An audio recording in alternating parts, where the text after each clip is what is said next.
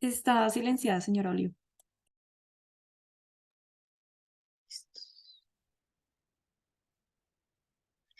Muy buenos días a todos los empresarios que están conectados a este webinar de alternativas del empresario ante riesgo de insolvencia. Un webinar que lo desarrollamos la Cámara Colombo-Ecuatoriana de manera conjunta con nuestro afiliado Suárez Consultoría Abogados. La Cámara Colombo-Ecuatoriana es un gremio creado por empresarios que tienen intereses de negocios entre Colombia y Ecuador.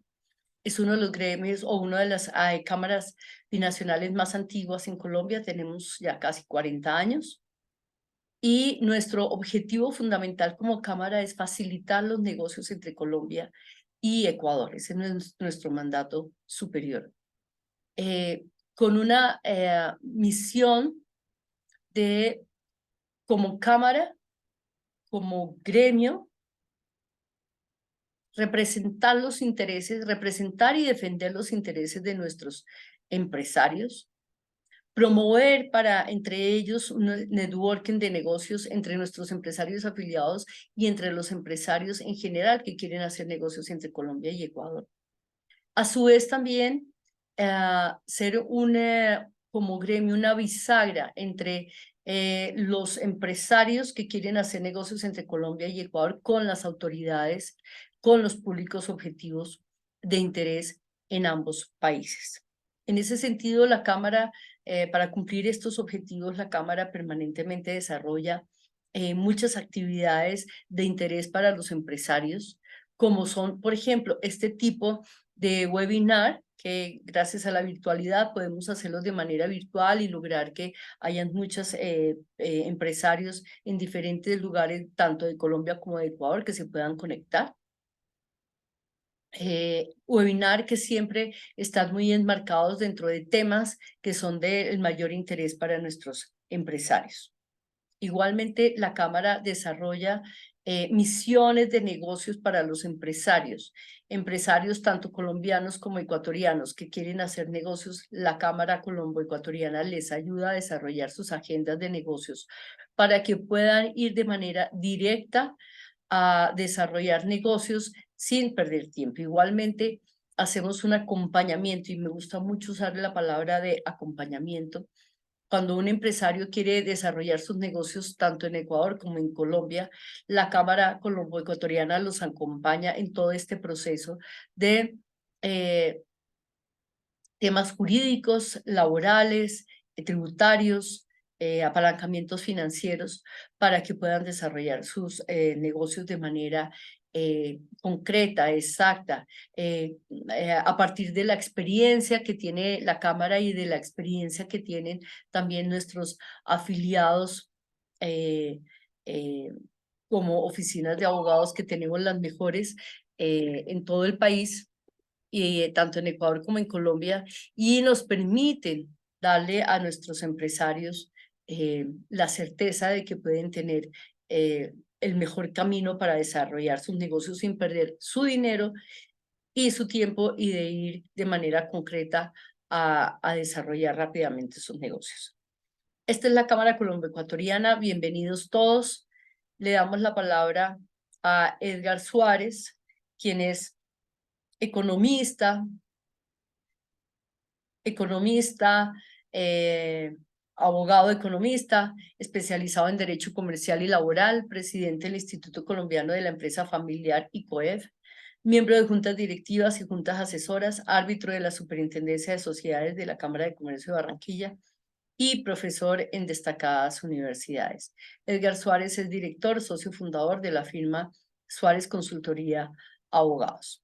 Y Sandra Gamba es directora de Direccionamiento Estratégico y Reorganización Empresarial de la misma firma Suárez Consultoría, abogada especializada en Derecho Minero Energético de la Universidad Externado de Colombia y aspirante a MBA de la Universidad Javeriana, representante de la sociedad en la lista de auxiliares de la justicia de la Superintendencia de Sociedades, como promotora de acuerdos de reorganización vigencia del año 2022. Este webinar de alternativas del empresariado en casos de insolvencia es muy importante. Yo creo que este es un tema que nos va a tener que abordar, que esperamos que tengamos muchas preguntas, que contemos con el apoyo y con la consultoría y con la asesoría siempre de Edgar Suárez para los empresarios que están interesados en este tema. Así que, Edgar, con mucho gusto lo dejo con nuestros empresarios. Bienvenidos todos. Oliva, muchas gracias. Buenos días a todos. A quienes quieren formularse las preguntas en un entorno tan cambiante. Tal vez hoy va a ser muy interesante empezar contándoles cómo preparando esta charla, que como saben la promocionamos con suficiente antelación. A la hora en que es la presentación, ha habido cambios vía Corte Constitucional que afectan mucho el contenido y que nos lleva a cuestionar precisamente la estabilidad con la que juegan los empresarios cuando asumen sus proyectos. Es decir, tenemos unas normas por las cuales vamos a jugar, por las cuales proyectamos nuestro negocio, nuestras salidas, y en cualquier momento nos va a cambiar todo el escenario, como hoy se los va a explicar la doctora Sandra, y lo que significa una reciente sentencia de la Corte Constitucional. Hoy les vamos a contar no solo lo jurídico, porque nosotros somos una firma que ya tiene 30 años apoyando de forma interdisciplinaria a empresas de todos los sectores en temas patrimoniales, en temas jurídicos, en temas de insolvencia, gobierno corporativo, planeamiento estratégico. Por eso aquí mezclamos temas jurídicos, pero también la visión que nuestro equipo económico hace en las compañías que nos piden orientación, tratando de tener la visión que van a adoptar los bancos, los acreedores, cuando les planteemos una fórmula para que nos apoye. Por eso tiene algunos temas generales, por supuesto, que les puede ayudar a ustedes a hacer el mismo ejercicio, y es decir, ponerme el sombrero del banco cuando vayan a analizar mis proyecciones, los negocios, cuando diga, oiga, tengo una situación difícil, ¿por qué no me apoya? Y me empiecen a decir, haciendo lo mismo, va a conseguir resultados diferentes. Ese es el propósito de esta charla. Vamos a tener varios temas que esperamos les genere, y sobre todo queremos que tengan tarea para hacer para la casa. Y es decir, por supuesto que no quienes estén aquí presentes tienen temas de insolvencia, pero sí pueden estar siendo afectados por clientes que entran en insolvencia, o pueden empezar a prever que sus clientes van a tener dificultades porque estén ligados a situaciones de entorno nacional o internacional. Por eso agradecemos, sabemos que muchos que están acá están sufriendo ya la situación de clientes que están llegando y no saben la importancia que puedo tener yo como proveedor a la hora de un negocio. Todo el mundo piensa que cuando hay una insolvencia, la compañía se fue por allá 11, 16, le corresponde a los bancos liderar. Y no, nuestra experiencia nos ha enseñado, como lo vamos a ver más adelante, el valor que tiene un proveedor de bienes y servicios en una solución final. Sigamos. Ya saben, les contamos rápidamente lo que hacemos y ya hacemos la presentación de nosotros. Arranquemos. Ese es el índice que queremos ir compartiendo con la doctora Sandra Gamba. Un poco, ¿cuál es el riesgo de la insolvencia? Luego algunos criterios generales, no vamos a profundizar, pero sí les dejamos la tarea en casa de si mi compañía está en riesgo de insolvencia. Pero también es el mismo criterio que podemos aplicar a nuestros clientes más importantes, porque nos obliga a mirar, oiga, yo digo, no tengo problema. ¿Y cómo están mis clientes? ¿Cómo están mis proveedores? De quienes yo dependo en esa relación de interdependencia total. Luego les vamos a mostrar un poco las estrategias que se hacen, que no solamente jurídicas. Aquí casi que les puedo dar el final de la película. Es que quien decide qué hacer no somos los asesores, no somos el equipo de abogados, de financieros, de economistas. No, no, no. Es el empresario que conoce su compañía, conoce su mercado, y también quien tiene un activo muy importante que lo quiero subrayar. Es el activo intangible de la confianza, que en momentos de crisis es cuando vamos a sacarlo a relucir. No ha sido en vano fraguar relaciones de compañía con muchos años, con tantos grupos de interés. En crisis es el momento de girar contra ella. Y al final les vamos a ayudar, les vamos a compartir un poco la plantilla que usamos nosotros con nuestros clientes, de qué alternativa le puede funcionar mucho más. Bienvenidos. Adelante. Estas preguntas que van a ver ahí, y por supuesto, como saben, la presentación al final de ustedes, Trata de recoger, y la doctora Sandra las va a desarrollar después, los diferentes cuestionamientos que de forma frecuente nos hacen, que se llaman las preguntas frecuentes sobre insolvencia. Oiga, ¿qué pensarán de mí porque yo me meta a esto? ¿O qué significa para mis créditos, para la financiación? ¿Puedo pagar con mis activos? ¿Qué pasa con mis fianzas, con las hipotecas, con mi familia? ¿Será que le puedo ayudar a mi amigo, a mi mejor proveedor? ¿Qué pasa con las cuentas que tengo embargados? Es decir, la doctora Sandra hizo un ejercicio de colocar ahí en este corcho virtual las preguntas frecuentes que nos formulan los clientes cuando se acercan a consultar casos de insolvencia. Entonces, esperamos que al final del proceso, hoy de la charla, por lo menos tengan claro cómo pueden resolverse a cada una de esas preguntas si alguna no hubiera quedado resuelta de forma adecuada. Digamos, ¿qué es el riesgo de insolvencia? Aquí a veces nos suele pasar y es, oiga, yo no tengo ningún problema. ¿Por qué me voy a pensar en un tema de insolvencia? Si yo tengo un producto perfecto, importo temas desde, soy el importador exclusivo de granos desde Ucrania, resulta que ese negocio que venía muy bien terminó afectado, o teníamos un tema de importar todo desde China y llegó la crisis de los contenedores. Hoy no tiene problema, pero va a tener. Es decir, puede haber temas presenciales o potenciales. Entonces, cuando hablamos de un riesgo de insolvencia, cuando encontramos que hay dudas significativas acerca de la capacidad de esa sociedad para honrar, para responder por sus obligaciones, o cuando que van a generar necesariamente un incumplimiento de la hipótesis del negocio en marcha que ahora vamos a mirar, o un deterioro patrimonial grande. Es decir, algo que les queremos anticipar. No puede decirle al banco, oiga, banco, estoy bien, no le debo plata, pero me estoy preocupando porque en 6 meses, con el tema de China, o con el tema de Ucrania, o con el tema ahorita en el Medio Oriente, voy a tener a lo mejor uno de mis mayores proveedores afectados y me puedo retrasar en mis pagos. Desde ahora salgamos a una salida. ¿Y yo para qué le digo al banco? Pues le estoy siendo honesto. ¿Le pueden hacer algo? No, porque no estoy en mora. Eso es un poco lo que vamos a ver. Adelante. ¿Cuántos? Y aquí quiero hacerles un ejercicio porque nos tocó trabajarlo durante la pandemia, una charla igual con la cámara. Y es que todo el mundo le atribuía a lo que estaba pasando en las compañías a la crisis por la pandemia. Y empezamos a darnos cuenta en el análisis, oiga, pero lo que me está diciendo estaba antes de la pandemia. Los estados financieros están mostrando deterioros en ventas, en márgenes, etcétera.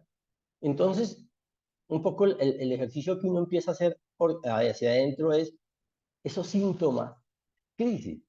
A lo mejor siempre vendo lo mismo. Cada día estoy deteriorando el margen porque el mercado no me permite trasladar el mayor precio por devaluación o por inflación. Los bancos empiezan a ser más duros, me empiezan o a subir tasas o a colocar mayores garantías, a pedirle garantías de los socios. Empiezo a tener un clima laboral complicado, rotación de personal. Empieza como nos está pasando ahorita, que hay un tema de, no sé, yo aplazo este proyecto, no sé qué está pasando con el nuevo gobierno, todo lo que solemos oír.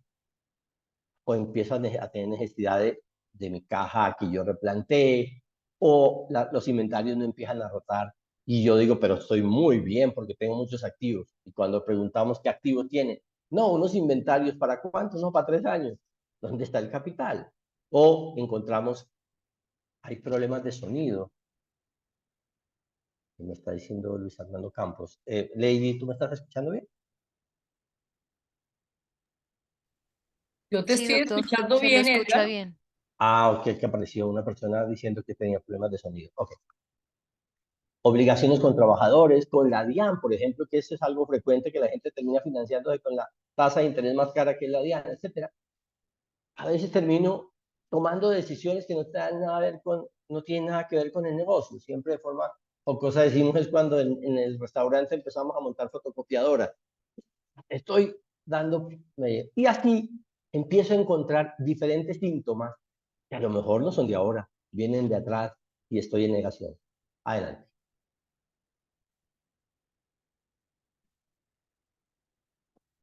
Y aquí viene la pregunta que siempre le formulamos a alguien que se nos acerca. Y es, oiga, yo creo que estoy complicado, tengo un tema de insolvencia eventual. Y la pregunta, ¿qué necesita? No, si yo me consiguiera en 30 años para pagar, yo pago. ¿Y usted qué edad tiene? No, tengo 63. La verdad, ¿se justifica? ¿Tiene sentido? O no, es que yo soy especialista vendiendo un producto exclusivo, que son arepas artesanales que hacemos mis hijos y yo en un mercado donde se endeudó. ¿Tiene sentido? Y entonces, la primer tema ¿es viable tu compañía? Porque no sería ético decir hagámoslo y después lo dejamos embarcado para que él se liquide. No, no, no. Hagamos la primera pregunta. ¿Es viable continuar? ¿El negocio es sano? ¿La empresa es sana? Y un poco el equipo de economistas nuestros y de financieros juegan con el concepto de equilibrio entre el nivel de ventas, entre el nivel de rentabilidad y el elemento de liquidez, aquello que las compañías no se quiebran por ventas y por rentabilidad, sino a veces por carencia de caja. Y entonces ese equilibrio entre los tres nos va a dar a nosotros una respuesta como consultores y especialmente al mismo empresario de si mi compañía es viable o tendré que reducirla, partirla, venderla, asociarnos, todo lo que vamos a mirar durante. Adelante. Entonces, ¿qué desequilibrios de forma general encuentran? A veces son el desequilibrio en ventas, el primero, se quedan quietos ya sea por el producto, porque son productos únicos o los canales son el tradicional, o yo estoy feliz porque el mayorista me compra a mí todo y resulta que mañana el mayorista me cambió y desaparecí mi mayor comprador, o como les pasó un poco, se acuerdan todos estos clientes, todos estos proveedores de Justo y Bueno, terminaron afectados y estaban felices porque tenían un proveedor y al tener un único cliente me puedo evitar toda la comercialización y le puedo ceder mucho más margen. Magnífico. El gran problema es qué pasa si esa concentración de riesgo. Entonces empiezan a mirar el producto, si es novedoso, si el canal lo tengo, que a lo mejor ya el producto no se vende por la manera, sino todo el mundo, mi competencia está yendo a canales virtuales, pero también el mercado.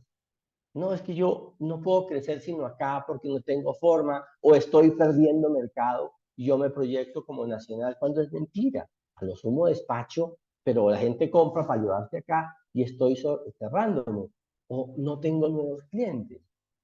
Y son compañías que se van quedando y se conforman con que yo sigo manteniendo mi propio nivel. ¿Cómo mantengo el mismo nivel de ventas en un mercado de expansión? Eso es lo que me está diciendo, es que no estoy creciendo y que alguien se está tomando mi queso. Básicamente, los clientes los estoy fidelizando porque se puede ir por precio, por otra propuesta. Y termino dándome cuenta que cómo vendo, nos pasaba con una compañía, es que yo cuando hago promociones vendo mucho y hago promociones de enero a diciembre. A un cliente no le suenan promociones todo el año. Estoy dando un mensaje diferente. Primero, que el producto es costoso y segundo, que están en unos temas de angustia. Por eso, don Julio Aley no viene de enero a diciembre. Como decía, venía durante todo el tiempo. Pero también en los canales. A veces, hoy en los canales están teniendo productos sustitutos o estoy teniendo problemas también frente a los productos por quejas, los reclamos, peticiones, pero también el mercado a veces se satura. Entonces, miren todo lo que afecta, y no vamos a entrar hasta ese nivel de detalle, pero es parte de lo que lo van a poder revisar. Si mi producto está siendo obsoleto, se está desactualizando, ya hay mejores alternativas, y yo insisto en que quiero vender porque produzco las mejores vitrolas de aguja del mundo. Sí, pero ahora estamos en el mercado digital. Yo no puedo venderlo hoy, y lo estamos viendo en el negocio de restaurantes, por ejemplo, cuánto han perdido por cocinas ocultas, entregando el margen a compañías que les piden el 40, el 25, el 30% por llevar de la fábrica o de la cocina al cliente. Y entonces el que tenga un restaurante no le está llegando porque está pagando personal, impuestos distintos, servicios públicos, que está haciendo migrar el negocio. Entonces vemos cuánto se trabaja, por ejemplo, a través de digital, Instagram. Hay una cantidad de empresarios que no están acá y todos lo venden a través de Instagram. Lo pasan y el otro que está compitiendo porque tradicionalmente necesito tener experiencia de servicios, se obstina en que su mercado es del cliente que se sienta a que lo atienda el mesero. A lo mejor hay un tema de cambiar. Adelante. Pero también uno que es muy importante y es que van cayendo los márgenes, no subieron los intereses. Hoy tenemos la deuda extrabancaria es muy alta. Hoy la deuda fiscal, los comisiones y gastos, miren cuánto afecta hoy los intereses del ICE. Entonces me siento tranquilo porque el banco me ayudó a mandar a 5 años la deuda que tenía uno. Sí, aparte de eso me subió la tasa de interés. ¿Cuánto se come eso de mi margen? Y entonces, ¿qué estoy haciendo? Cuando yo miro al final la última raya del PIG, ¿cuánto gané después de tanto esfuerzo? Por eso parte cuando somos miembros de junta directiva y nos presentan un presupuesto, en lo particular siempre empiezo abajo.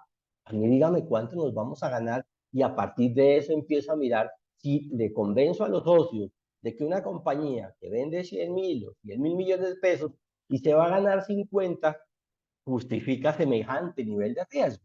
Esos son los constantes monitoreos que vamos haciendo como empresarios a nuestro negocio. Cuando vemos, oye, estoy trabajando para pagar esas tasas de interés, justifica. Y cuando el mayor acreedor es mi banco y mi negocio no es viable, justifica seguir, o a lo mejor termino y arranco un negocio distinto, virtual, con el mismo producto que ya me conoce. Todas esas son las preguntas que hay que hacerse en una eventualidad de insolvencia, digamos. Y una muy frecuente, el capital de trabajo. Empezamos a ver temas de que no hay capital disponible, ya vivimos para pagar nómina con sobregiros, con crédito nuevo de los socios, o empiezo a tener dificultades para negociar con los bancos que me piden nuevas garantías, o empiezo a tener problemas también de exigibilidad. Aumentan los procesos de cobro jurídico, los clientes empiezan a insolventar, es decir, mi producto para poder subsistir, que son mis inventarios, toda mi cartera, es mi liquidez, empieza a deteriorar. Y yo digo, wow, vendo bien, me paga el mal. Y estoy lleno de inventarios. ¿Por qué no hay plata si vendo mucho? Oiga, porque es que no tiene capital de trabajo, está metido en inventario y no es lo que necesita hoy, que es básicamente liquidez para atender sus obligaciones. Esos son el tipo de temas que en los escenarios se tienen que replantear para mostrar qué voy a hacer para cambiar ese panorama que le puede quitar viabilidad y llevarme a una situación de insolvencia y no de recuperación, digamos. Pero también a veces encontramos, y esta es muy frecuente, en el caso de los inventarios, que nos pasó y lo encontramos que hace, pues, te engaña el empresario diciendo, tengo unos inventarios buenísimos. ¿Y en cuánto los rotan, no? Son inventarios que nos rotan de 3, 5 años, maestro. La verdad, hay dos que tienen huesos, como decimos nosotros de forma coloquial. O está engañándose y a la hora en que haya un tema, los mismos revisores fiscales le van a empezar a decir, se empieza a castigar y a provisionar porque eso no es realizable. Todo ese poco de prototipos que le hizo a los clientes, eso no son inventarios que usted pueda decir que son garantía. Eso va a vender por kilos una liquidación. Pero también empiezo a tener temas de proveeduría. Ya mis proveedores me están encareciendo porque estoy teniendo problemas de pago inoportuno, o me empiezan a bloquear por atrasos, o ya me reportan demandas, etcétera. Es decir, ese otro elemento, puedo estar muy bien en ventas, puedo tener muy bien producto, puedo estar muy bien en mis canales, pero mi capital de trabajo está fallando por cualquiera de estos temas. Es decir, me está quitando la sanidad de mi propia compañía, digamos. O como suele pasar en crisis, y es que todos los tres elementos terminan fallando. Hoy encontramos ya no avanzo más para llegar, debe tenerse a un nivel de desequilibrio, que es todo ese capital de trabajo que ya me he referido anteriormente. Sigamos. Y entonces viene un poco, doctora, ante esa situación, yo le consulto, doctora Sandra, ¿cómo se entiende hoy? Y yo puedo decir, soy viable si me dan 100 años, pero ¿qué se entiende hoy ante la ley y ante la superintendencia por una hipótesis de negocio en marcha, que es un concepto que a veces los empresarios no lo tienen clara la implicación? Doctora Sandra, bienvenida. Muy buenos días, muchas gracias, doctor Suárez. Muchas gracias a todos por esta invitación. Estoy muy contenta de estar aquí con ustedes. Bueno, pues en efecto, la hipótesis de negocio en marcha es un factor que hoy es obligatorio aquí en Colombia, es decir, se analiza bajo la ley 2069 del 2020, en donde los administradores o el representante legal al final del ejercicio tiene la obligación de analizar si la compañía cumple con la hipótesis de negocio en marcha. Para esto, básicamente, la hipótesis que analiza o que mira, ¿sí? Mira primero si la compañía es operativa, es productiva y si y si en el corto plazo tiene la capacidad para responder por sus obligaciones. Entonces, la norma, concretamente el decreto 854 del 2021, creó, digamos, unos factores que debe analizar el empresario para mirar si cumple con esta hipótesis. ¿Sí? Esos factores aquí los traemos de manera muy resumida, realmente son mucho más profundos, muchos más amplios, pero digamos, los que vemos relevantes son los factores financieros, operacionales y legales. ¿Sí? Entonces, al final del ejercicio, el representante legal debe mirar estos tres factores. ¿Sí? Los debe analizar, digamos que este decreto trae y la superintendencia trae unas fórmulas para poder hacer este análisis, ¿sí? Y si de este análisis financiero, operacional y legal me, digamos, me genera como resultado que en el financiero, que la posición patrimonial es negativa, que mis flujos de caja están negativos, pérdidas a consecuencia de dificultades por préstamos excesivos o préstamos a corto plazo que posiblemente no soy capaz de cumplir, el no pago de obligaciones propias o de terceros, es decir, que ya he dejado de pagar a algunos acreedores internos de la compañía, he dejado de pagar a mis laborales o me he dejado de pagar como accionista, como socio también un salario, o tengo una cartera de difícil cobro, ¿sí? El siguiente factor que tenemos es el operacional. Entonces, en el operacional analizamos básicamente si tenemos salida de miembros claves de la dirección o pérdida de empleos. Entonces, cuando se va el director comercial que más vende en la empresa, eso puede generar, digamos, un inconveniente al interior de la sociedad. Cuando tenemos escasez de suministro, cuando tengo competidores muchísimo más grandes que yo soy un mercado pequeño y llega una empresa, un ARA o una compañía, una empresa que sea mucho más grande que la mía y pueda, digamos, ofrecer mejores precios para el mercado. Y tengo, por ende, pérdida pues de mercado y de clientes, ¿sí? Dentro de los legales analizamos el cumplimiento de las obligaciones legales que tiene la compañía, es decir, si la compañía tiene que tener, digamos, algunos permisos, si ya los tiene, si ha cumplido con esos permisos o si no tiene, digamos, los recursos para sacar estos permisos o no los puede cumplir por cuestiones internas de la compañía.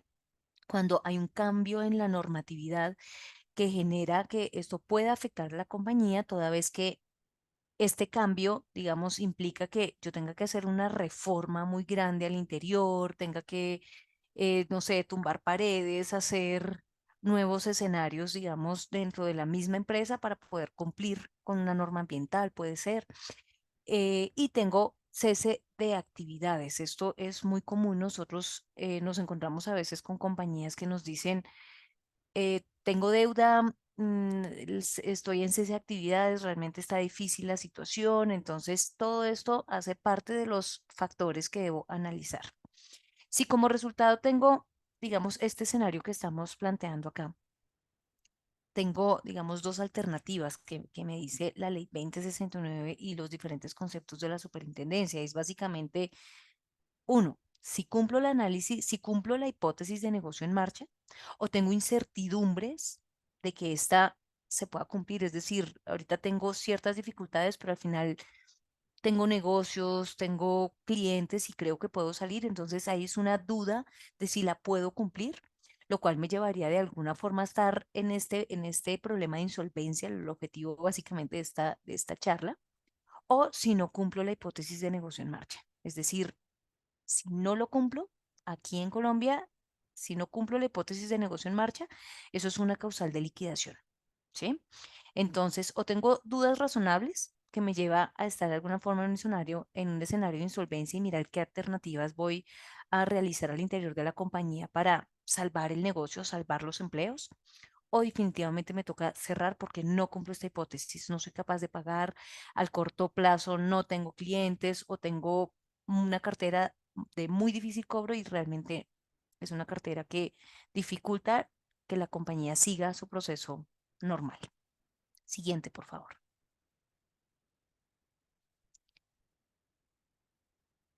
Entonces, en el siguiente, tenemos, digamos, como conclusiones a la situación de insolvencia, podemos decir que son los problemas cuando tengo problemas de liquidez, es decir, tengo insuficiencia de efectivo o mis activos no son suficientes para pagar obligaciones, para poder ofrecerle a una entidad financiera, oiga, no tengo cómo pagarle, pero mira, aquí tengo este bien, lléveselo en dación en pago.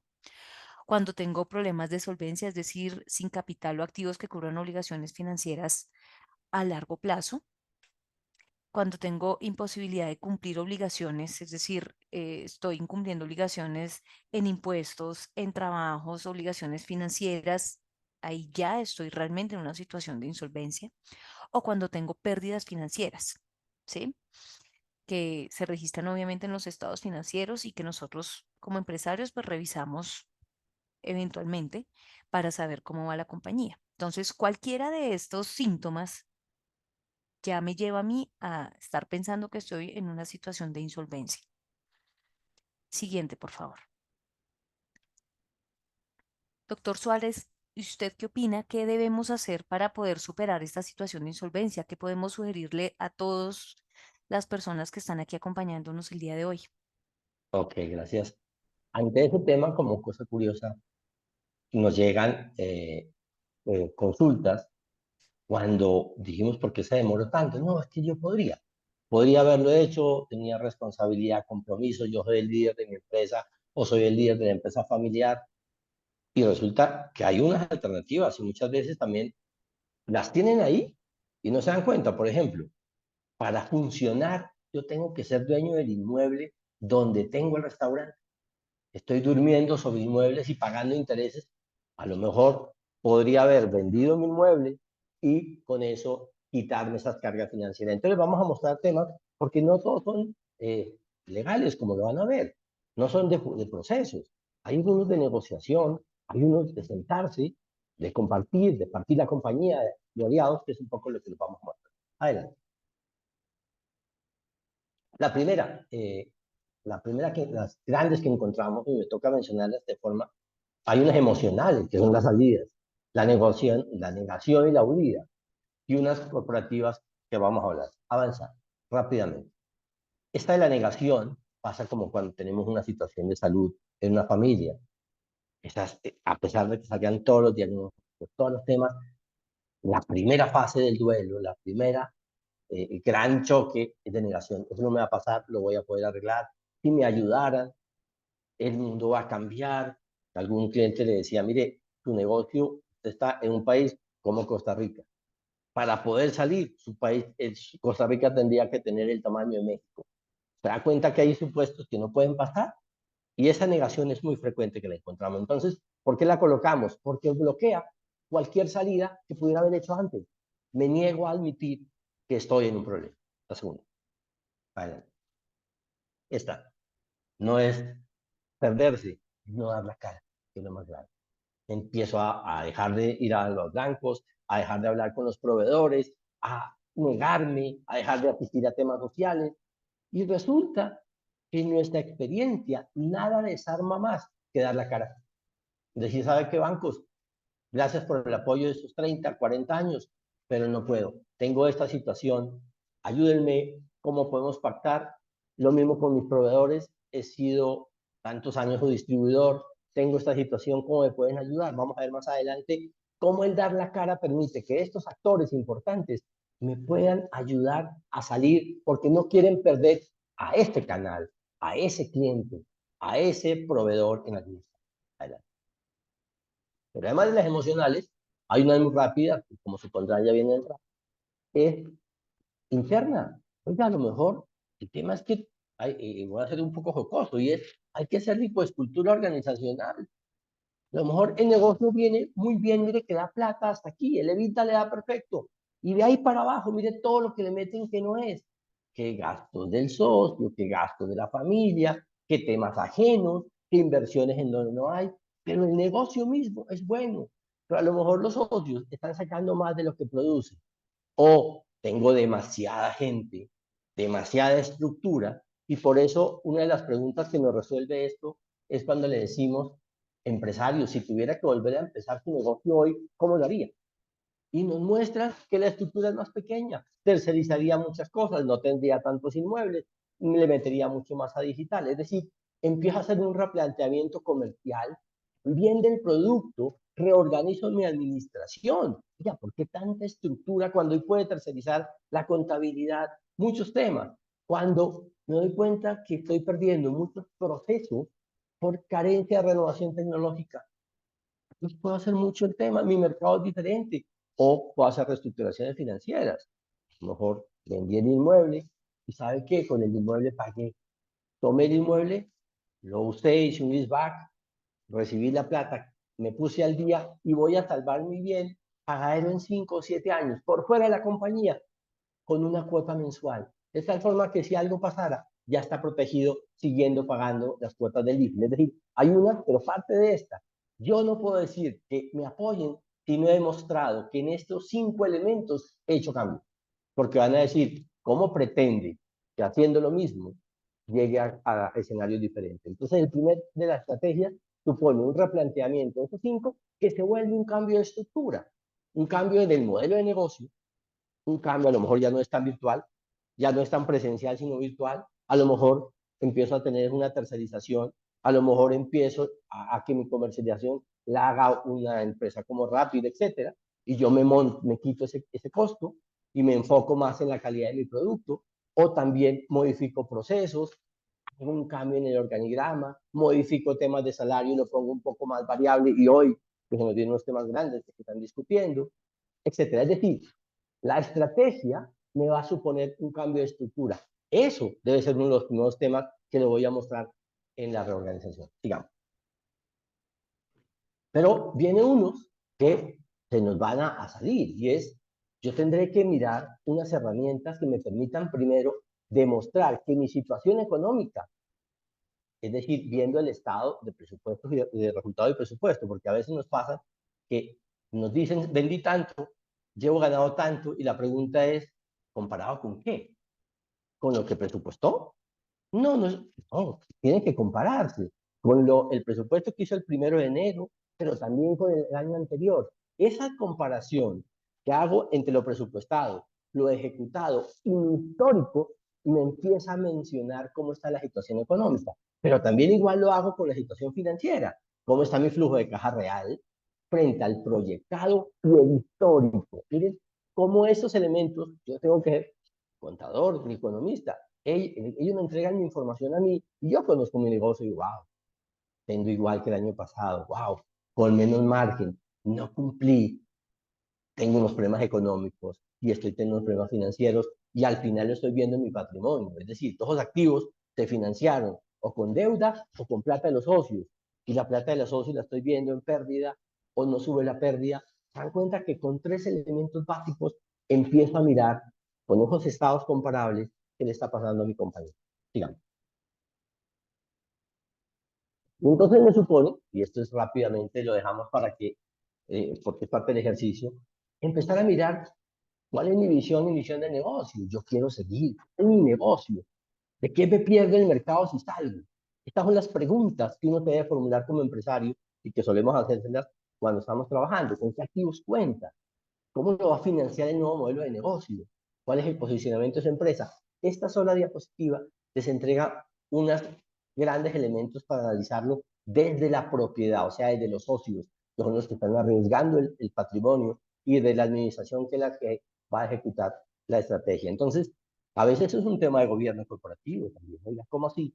Si yo tengo una compañía donde el presidente de la compañía, que es dueño, gerente, se mira al espejo y ya tiene las decisiones y no oye a nadie.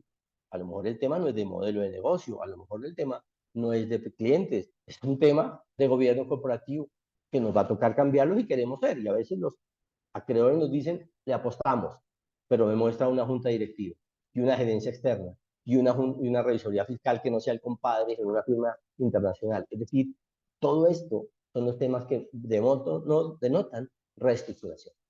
Adelante. Y un poco que hay, y aquí para ella llamando a la doctora Sandra, y es, ¿qué encontramos nosotros cuando aparece un tema de crisis? Que desafortunadamente muchas pymes, especialmente, porque a veces están más solas, no tienen juntas directivas, etcétera, tienden a tener problemas de comunicación con los grupos de interés, cuando lo que hay que hacer es acercarse a generarles confianza porque tienen una relación cercana. Y hay que mirar también cuáles son las prioridades que tengo que hacer. ¿Qué debo proteger primero? Mis trabajadores, mis proveedores, y a veces encontramos que le apuestan primero a estar al día con los bancos Y con eso me empiezo a financiar con los trabajadores, con la DIAN, con los empleados. Y resulta que cuando no tenga con qué pagar a los proveedores me cortan y el banco no me va a dar dinero adicional. Y entonces significa que yo tendré que manejar con prioridad y es qué es lo que debo mantener vivo.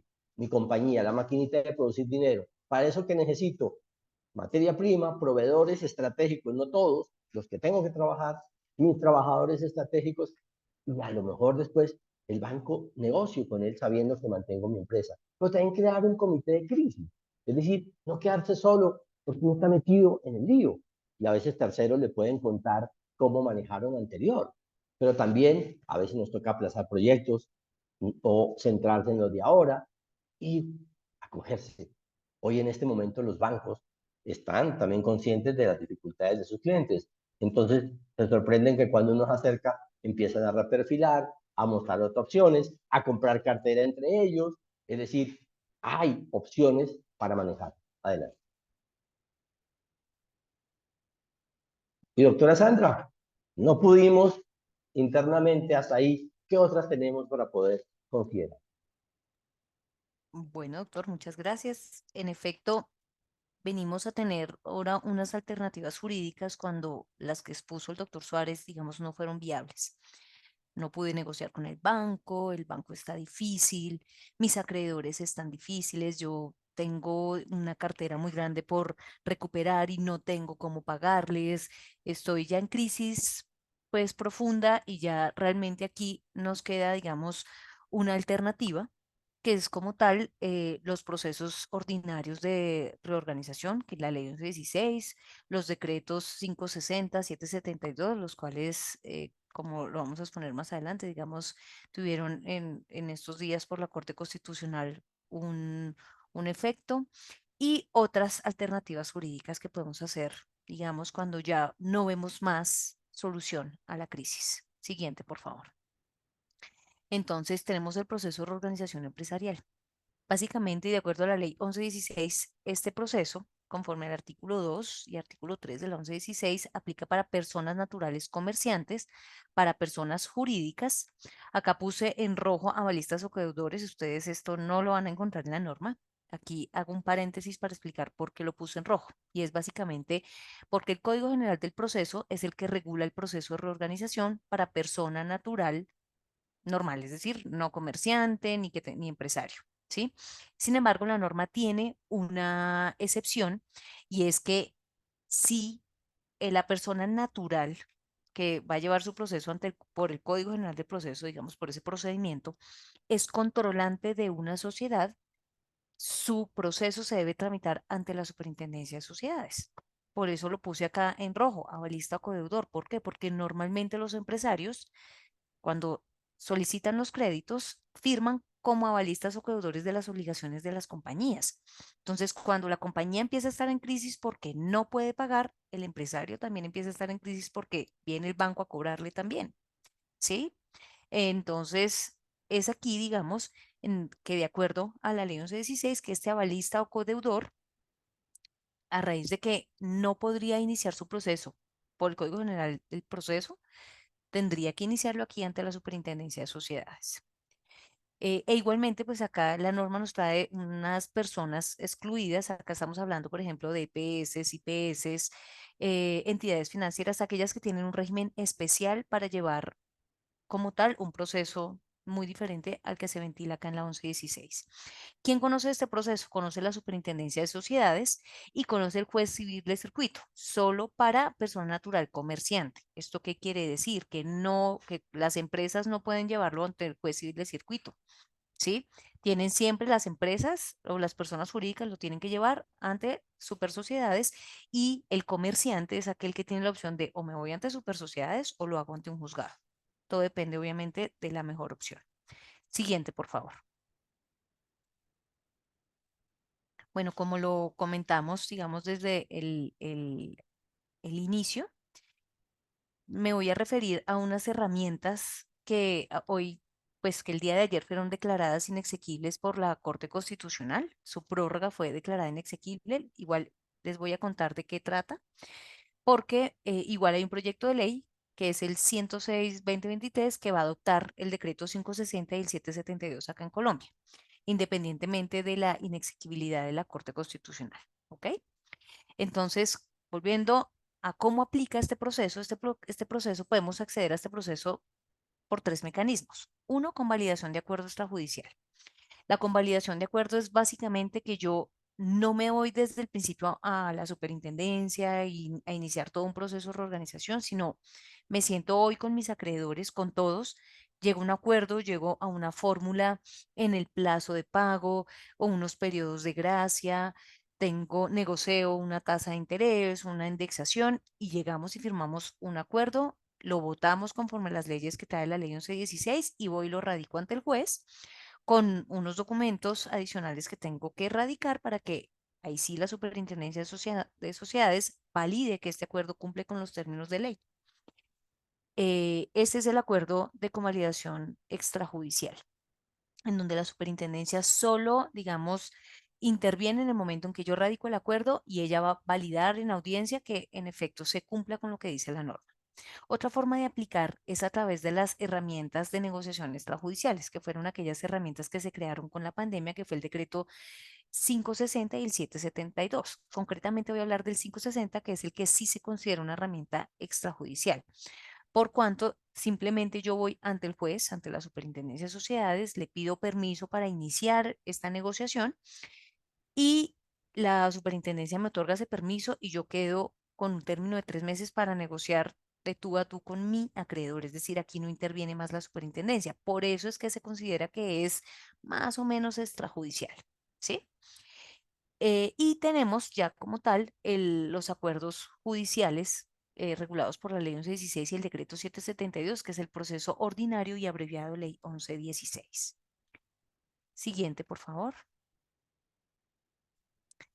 Entonces, como les decía, para la crisis con la emergencia económica del COVID nacieron los decretos 560 y el decreto 772. Estos decretos tenían una vigencia que le había dado, que le había prorrogado, llamémosle así, el inciso segundo del artículo 96 de la ley 2277 del 2022. Esta norma había prorrogado la vigencia de estos decretos hasta el 13 de diciembre de este año. Sin embargo, el día de ayer, pues la Corte Constitucional declaró inexequible ese artículo 96 y por ende, pues dejó sin efectos o dejó de alguna forma, no prorrogó la ley 560 y la 772, ¿sí?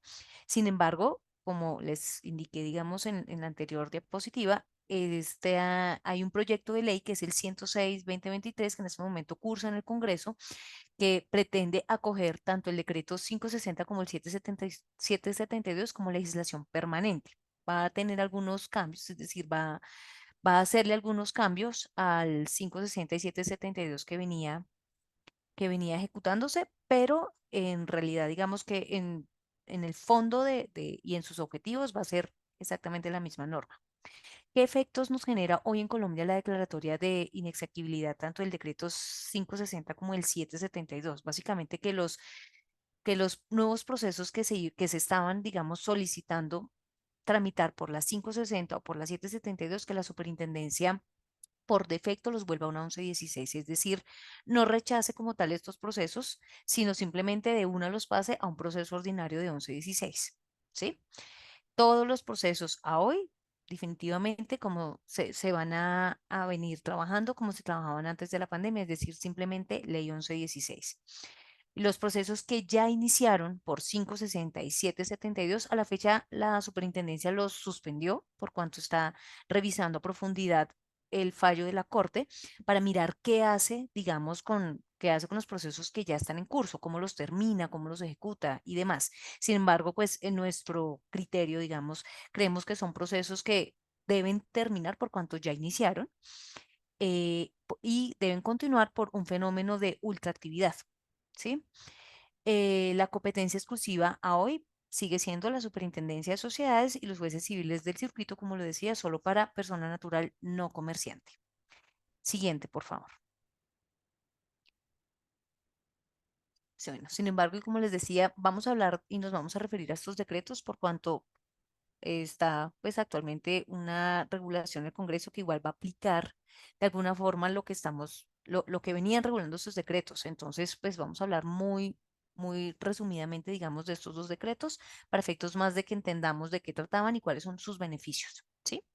El objetivo de estos dos decretos, básicamente la conservación de la compañía, la recuperación de la empresa y la conservación del empleo.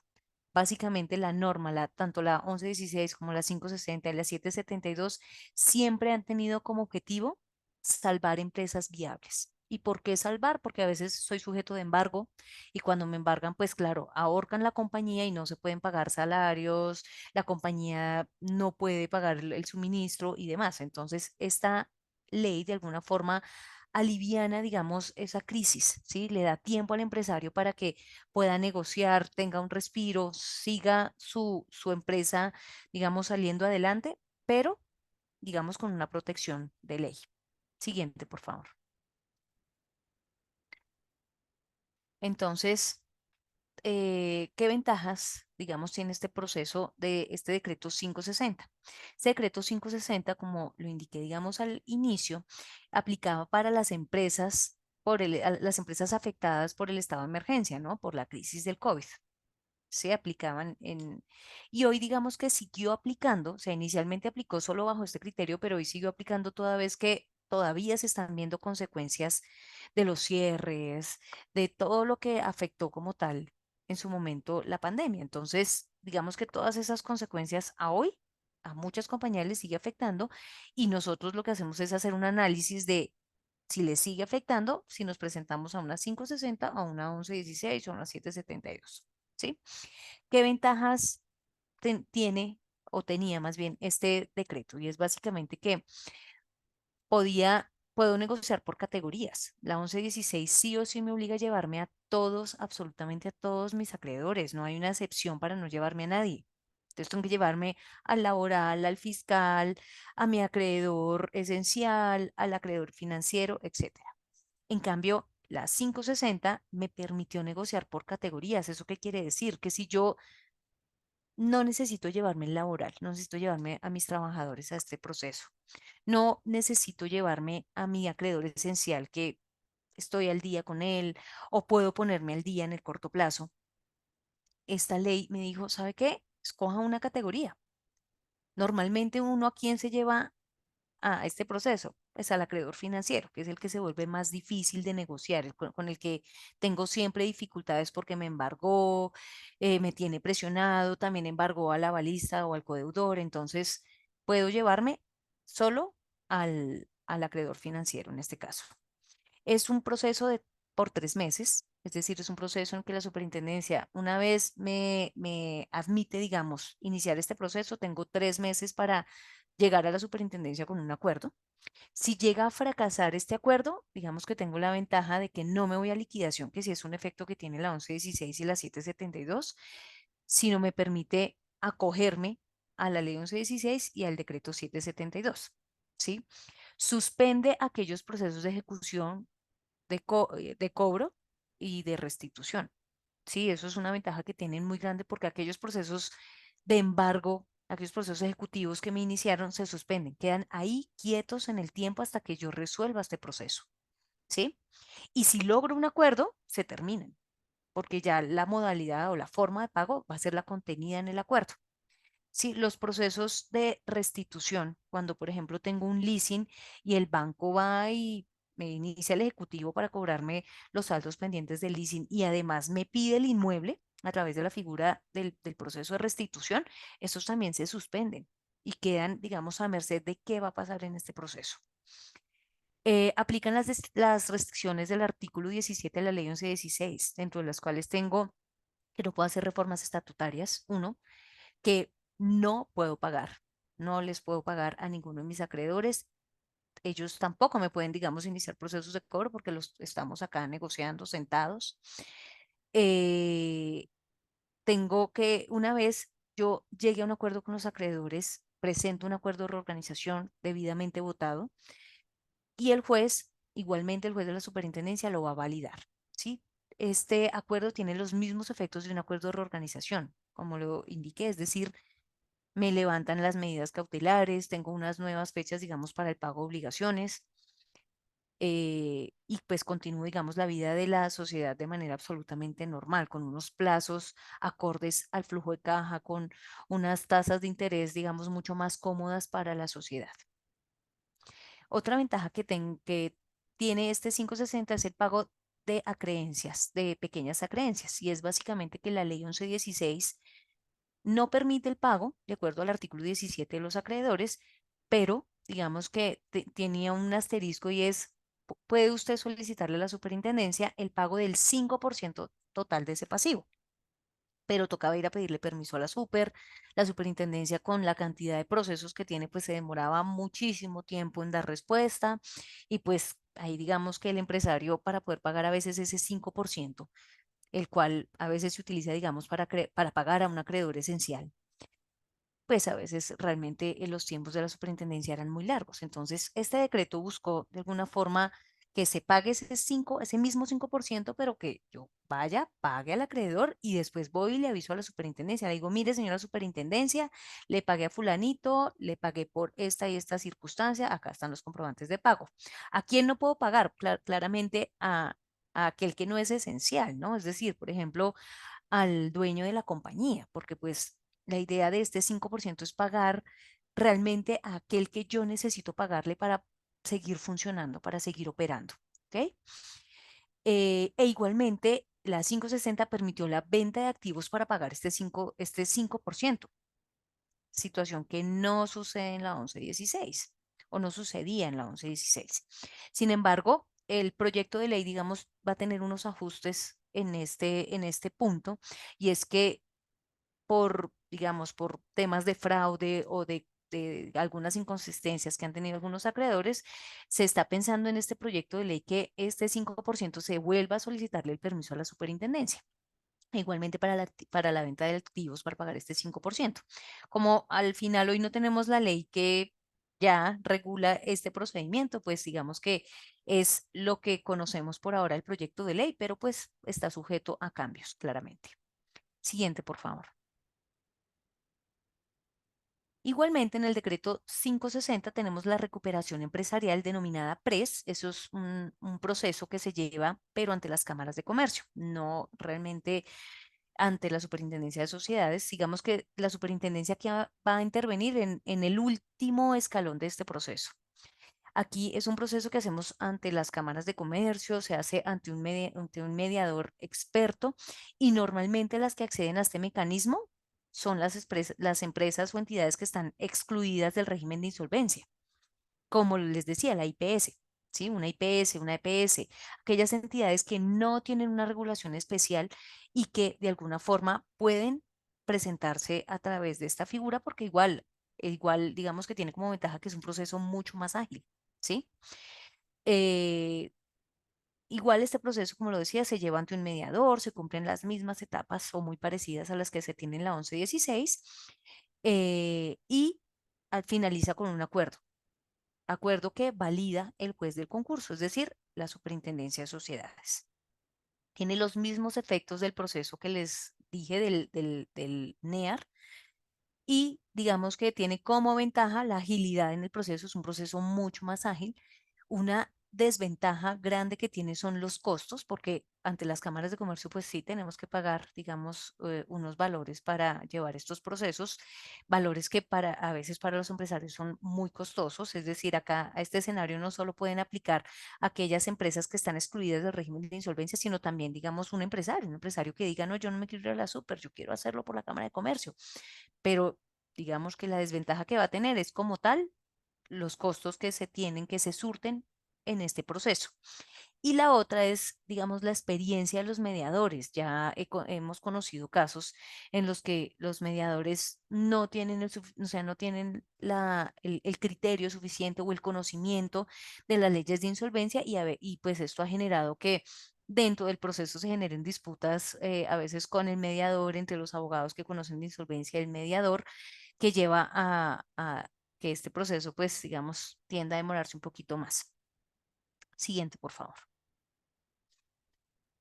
Como igualmente les comenté, vamos a hablar del decreto 772. Este decreto fue creado para mini pymes. también fue creado como un mecanismo de salvación, como un mecanismo para que sea un proceso mucho más ágil. A este proceso se le denomina el proceso abreviado. Perdón, yo resuelvo si quieren preguntas al final de la charla, por favor. Gracias. Ay, perdón, abrí algo.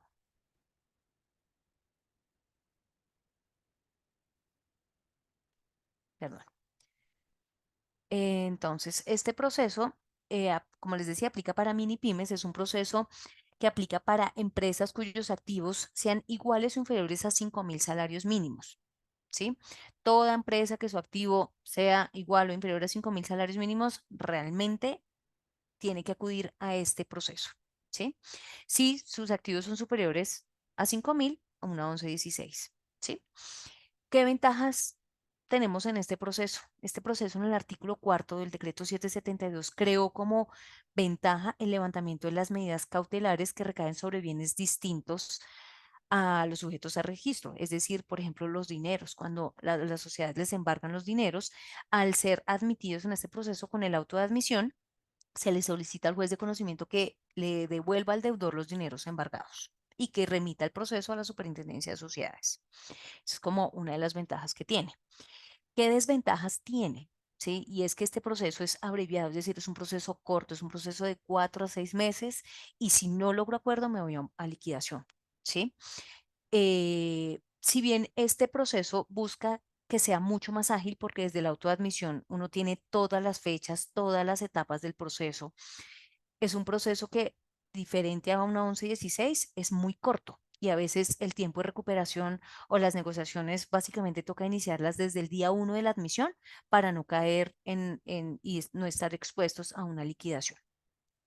Siguiente, por favor.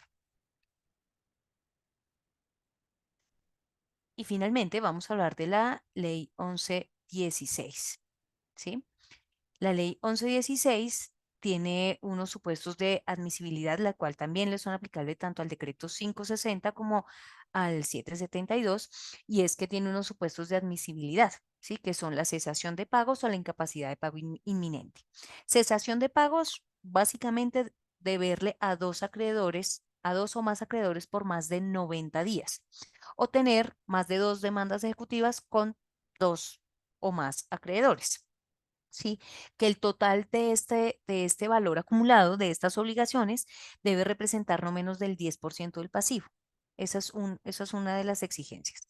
Y la otra es la incapacidad de pago inminente. La incapacidad de pago inminente había quedado suspendida por el decreto 560, ahora pues con la nueva sentencia de la Corte, digamos que esta causal vuelve a tomar vida dentro de la 1116 y esta causal es básicamente cuando tengo dudas razonables de que voy a incumplir. Voy a incumplir por el mercado, por el dólar, porque la tasa de interés está muy alta, para lo cual me permito poner como ejemplo cuando yo tengo una empresa y mi empresa se dedica a importaciones y está muy, muy, muy alto el dólar aquí en Colombia, pues claramente afecta, digamos, que yo traiga y venda mi producto.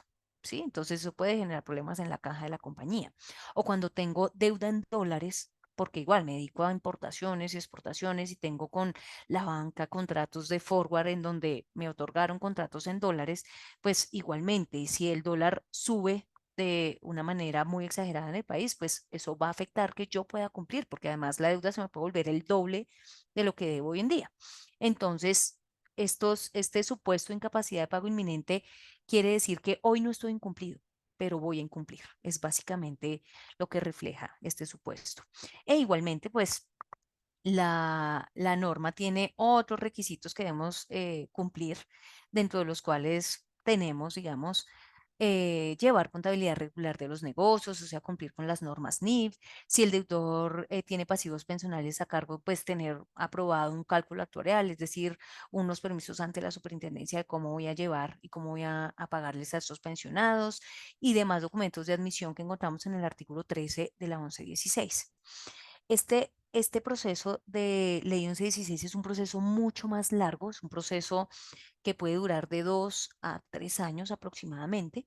Es decir, en el día 1 en que soy admitido, desde ese día dejo de pagar las obligaciones y tengo 3 años para darle un respiro a la sociedad, para que solo pague aquellas acreencias del 5% que hablamos anteriormente, aquellas que sean absolutamente necesarias, pero de resto yo empiece como desde cero, como si no tuviera una deuda, sino simplemente a seguir saliendo adelante. Sí, entonces esta 11-16 pues me da, digamos, un tiempo importante para recuperarme, ¿sí?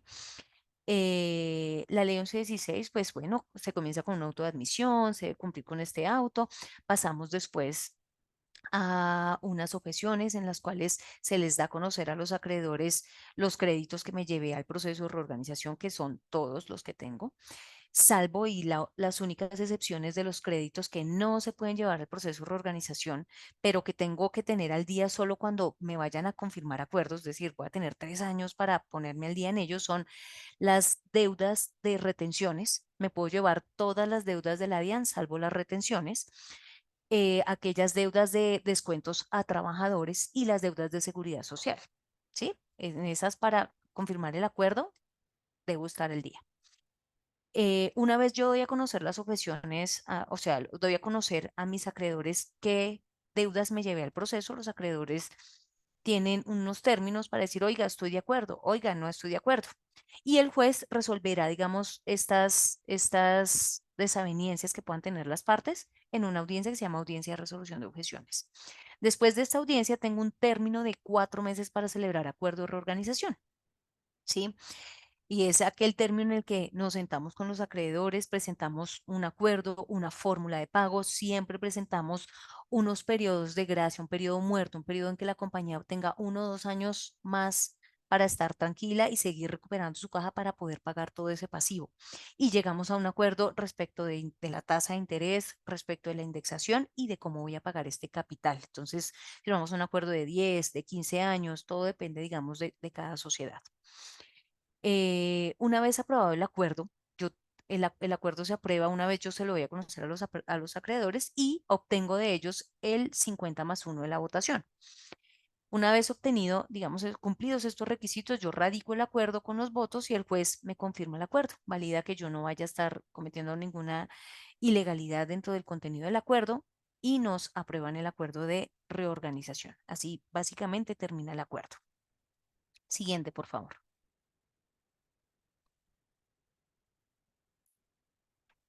¿Qué efectos y ventajas tiene el inicio de estos procesos? Digamos que la experiencia a nosotros nos ha llevado a darnos cuenta que son más las ventajas realmente que las desventajas, ¿sí? Porque cuando ya estoy en crisis y ya los bancos no quieren negociar conmigo o no tengo bienes para entregarles en dación o les he ofrecido daciones en pago y me las quieren recibir al 50% del valor real del bien o se quieren llevar mis activos, en fin, pues realmente el proceso tiene más ventajas que desventajas. Entonces, una de las primeras ventajas que podemos tener es que me llevo todas las deudas, todas las obligaciones, salvo las que les indiqué, las retenciones y los descuentos a trabajadores. ¿Sí? La otra es que se blinda la sociedad. Una vez inician estos procesos de reorganización, en la 11-16 los procesos de ejecución acaban y se mandan los procesos a la Superintendencia de Sociedades. Todo lo que son embargos, secuestros y demás, pues eso quedan a órdenes de la super y nos devuelven los dineros. No puedo iniciar no pueden iniciarme procesos de ejecución ni de restitución los contratos como los de arrendamiento, los contratos que tengo con mis clientes no me los pueden terminar de manera unilateral por estar en este proceso. Siguiente. Tengo el levantamiento de medidas cautelares, tengo protección de mi patrimonio por cuanto no me pueden volver a demandar por las obligaciones que son del proceso, salvo que sean nuevas obligaciones, es decir, después de que fui admitido. Permite la reestructuración operacional de la compañía por cuanto nos da un tiempo absolutamente largo para podernos recuperar. Aplican alivios tributarios una vez yo tenga acuerdo de reorganización y pues claramente tengo unas ventajas en tiempos para darle, pues darle, digamos, aire a la caja de la compañía. Siguiente, por favor. Igualmente, digamos, para entender un poquito cómo opera estos procesos, les voy a hablar de, digamos, muy por encima de lo que son las garantías, ¿sí? Y es que básicamente en las garantías, eh, básicamente nacen de un contrato principal, por ejemplo, de un crédito, ¿sí? En el cual la entidad financiera, para que yo cumpla el pago de ese crédito, me pide una garantía. Estas garantías pueden ser real, de prenda o anticresis, y puede ser personal, ¿sí? De fianza, solidaridad. Por ejemplo, cuando le pido el crédito a la entidad financiera, me hace constituir una hipoteca, y aparte de eso, el socio de la compañía firma un pagaré para respaldar la obligación. Entonces, la garantía real, como decía, la hipoteca, la prenda, recae sobre bienes, y la garantía personal pues recae sobre los bienes del deudor, del patrimonio del, del deudor que me sirvió, digamos, de fiador o codeudor, ¿sí? ¿Qué efectos tiene estas garantías en la 1116, digamos, frente a los jueces civiles? Pues es el inicio del cobro, el pago de honorarios, las excepciones que se dan dentro de un proceso absolutamente normal. Pero en el proceso de reorganización, cuando tengo un proceso ejecutivo en donde me están llevando las garantías, tiene unos efectos muy diferentes. Y es que, como les decía, termina el proceso ejecutivo. Sin embargo, aquí hay algo que denominamos garantías mobiliarias. Entonces, nosotros siempre debemos analizar si tiene garantía mobiliaria o no, si es un bien necesario o no es necesario, cómo se presenta al juez, para efectos de que se determine si se ejecuta ese bien inmueble dentro del proceso de reorganización o por fuera de él. Digamos que no me puedo por tiempo poner a explicarlo un poco mejor, pero es básicamente lo que trata. Sí, dentro del proceso, pues el que tiene, por ejemplo, una prenda o una hipoteca, pues es un acreedor privilegiado y tiene un pago, digamos, en las categorías privilegiado respecto de otros acreedores. Finalmente, si no logro, digamos, como tal, terminar el acuerdo, no logro terminar el proceso de 1116 con acuerdo de reorganización, pues lo que sigue es la liquidación. Y esto al final también es otra alternativa, ¿no? Cuando veo que no soy viable, pues tengo tanto la liquidación privada, regulada por el artículo 218 del Código de Comercio, o la liquidación judicial, regulada por la ley 1116 en su artículo 47, ¿sí? En tanto la liquidación privada, digamos que básicamente los socios pueden determinar esta liquidación o pueden estar inmersos en esas causales, para lo cual, digamos, se cumplen unos requisitos que trae el código para poderla iticiar. Respecto a la liquidación judicial, digamos que esta se puede dar o porque no suscribí acuerdo de reorganización, o por el incumplimiento del acuerdo de reorganización, de reestructuración o concordato, por las causales de liquidación inmediata que trae la misma ley 1116, o porque el deudor decide solicitarlas, ¿sí? Entonces, porfa, adelanta la información a la siguiente, ahí. Entonces, aquí termina, digamos, como tal el proceso de reorganización, terminaría con el proceso de liquidación. Doctor Suárez, ¿y qué otras alternativas tenemos, digamos, para decirle aquí a los asistentes para poder salir a veces de estas crisis que a veces son bien, bien complejas? Bueno, gracias, doctora, por la presentación. Avanzale, por favor. Siguiente. Espérate que no estoy viendo.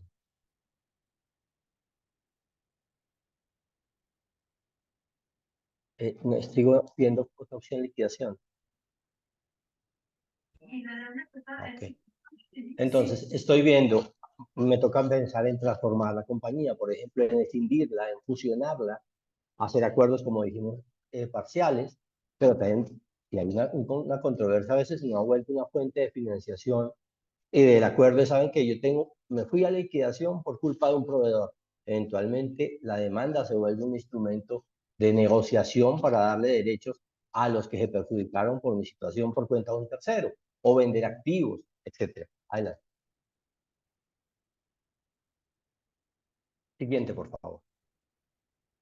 Ya para cerrar, ¿cómo hacemos nosotros cualquiera de estas alternativas que les hemos mostrado? Mírense los diferentes actores que tienen.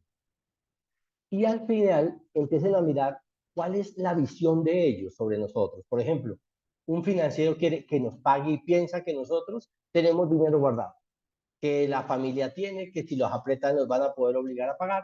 Los proveedores no quieren que el proveedor se acabe, el cliente se acabe, sino que le siga comprando y va a poder conceder plazos, le va a rebajar el capital. a cambio de que no se vaya a liquidación, los trabajadores. Es decir, fíjense, los socios también tienen unos intereses. Entonces, las diferentes alternativas que vayamos a plantear, la miramos pensando cómo va a ser recibida por los diferentes actores y eso empieza a sumar en positivo o negativo. Entonces, si yo le digo a un banco que voy a mandar la compañía a 10 años y con intereses del IPC y 5 años de gracia de intereses, me va a decir que no. Pero si le llego a un acuerdo donde los proveedores me dicen, le vamos a dar concesión a él para seguirle proveyendo, el banco puede decir, los que conocen el negocio, que son los proveedores, lo van a apoyar, yo puedo hacerlo. Entonces, avanza, por favor. Luego, fíjense cómo se va llenando la matriz. Yo tengo los diferentes actores, veo lo que me pueden aportar y también los obstáculos, y empiezo a colocar cada una de las diferentes alternativas hasta que se va decantando. Y yo digo, ¿sabe qué? Con esta estrategia me voy a ir con los bancos a lo mejor a un acuerdo privado, o voy a plantearles que le doy una dación en pago, a los proveedores les puedo dar estas opciones, y ya llego uniendo los votos de quién me va a apoyar eventualmente en cualquiera de esas medidas. Entonces no es una sola, hay que mirar todo un universo y a partir de esta parrilla, viendo las opciones, los obstáculos y las estrategias, voy estructurando la que requiero. Adelante. Estas, como se dan cuenta, esperamos ya que las mismas que encontramos en desorden hayan encontrado por lo menos algún tipo de orientación y les puedan empezar a absolverlo. Adelante. Adelante. Igual, pasa, por favor. Para cerrar y agradeciéndoles la atención, como se dan cuenta, es un universo que está cambiando, empezando porque los decretos más importantes de emergencia acaban de caer por inconstitucionalidad y resulta que nos toca ir a la norma anterior, que es mucho más lenta. Por eso se vuelve tan urgente que surjan mecanismos para que sea más expedita la negociación de los acuerdos. Oliva, muchas gracias. A los asistentes, muchas gracias. Doctora Sandra, muchas gracias. Estamos pendientes de cualquier aclaración que tengan y ya por esto recibirán la presentación, por supuesto, y atentos a apoyar. Muchas gracias a todos por su atención, la doctora Oliva por la invitación y gracias igualmente, doctor Suárez. Doctor Edgar Suárez, doctora Sandra, muchas gracias por esta presentación. Creo que ha sido muy ilustrativa para todos en qué medidas tomar si hay riesgos de insolvencia. Sé que esta charla va a ser muy importante para todos. A ustedes los asistentes, muchas gracias. Siempre bienvenidos a la Cámara Colombo-Ecuatoriana y cualquier pregunta adicional o alguna asesoría adicional que requieran del doctor Edgar Suárez, pues están los contactos de la firma en la presentación, la cual se las vamos a enviar a sus correos a las personas que asistieron a esta charla. Muchas gracias a todos. Bienvenidos siempre a la Cámara Colombo-Ecuatoriana.